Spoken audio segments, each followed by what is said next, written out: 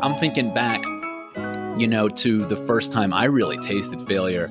It was in my graduate program, worked like 3-4 months on an economics paper, give it to my advisor, super stoked. And, he looks at it and it's just like, not good, and it's like, that's 3 months of my life right there. That's 3 months of staying up late.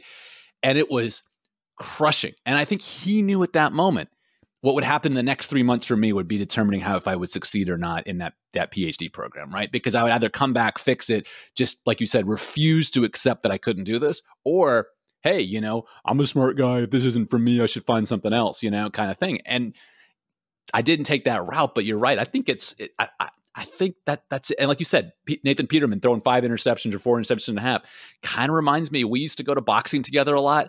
You see a prospect go out there, get just laid out in the second round, and the trainer looks to the other trainer and says, that might be it. Even though physically they're going to be fine, but mentally, they won't be, versus other guys. I mean, shit, Pacquiao has gotten completely stone cold knocked out and come back the next fight to win. And you're like, how did you do that? Like, for me, I mean, I'll tell you, having someone that's been in a boxing match, gotten my ass kicked, I did not want to come back at all. Quit. Oh man. Yeah. It's, you just got to have that, I guess, just that passion. Like, this is what I do, right? This is me. And yeah, I ate the ground for, took a nap for like 20 seconds, but, hey, I'm getting back in there. I love to fight, but yeah, it just got to really be inside you, man. Especially with boxing, because there's no half stepping there. It really isn't. And the minute that's in your head, it's probably like a quarterback. The minute losing is in your head or getting knocked out's in your head, it's like, don't look down on the fear of heights.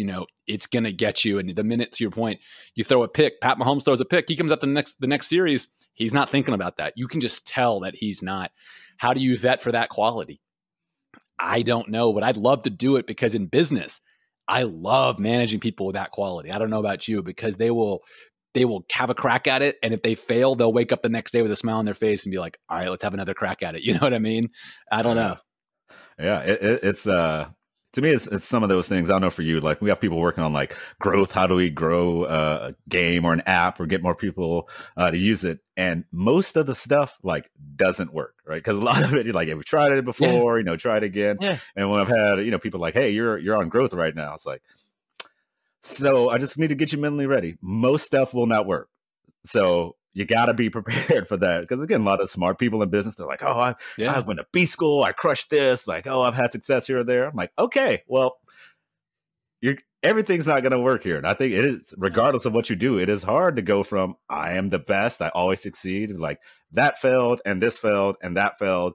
And it's okay. I need you to go think of the next thing. And it's just a mindset, man. And it's something you can practice and work on.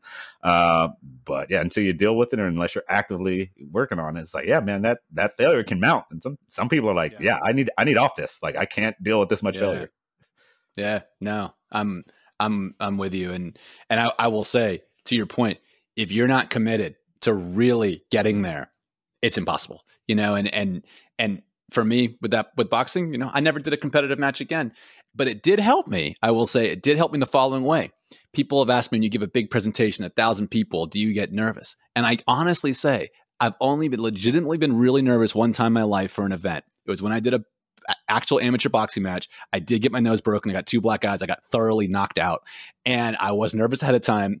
I effectively regretted it later, but it made me not nervous for anything else, because no matter how bad that presentation goes, I'm not going to get my ass kicked in it, literally, physically. Right? You're like, hey, I'm not walking out here with 2 literal black eyes, so we good. Yeah. We're so good. So it's helped me.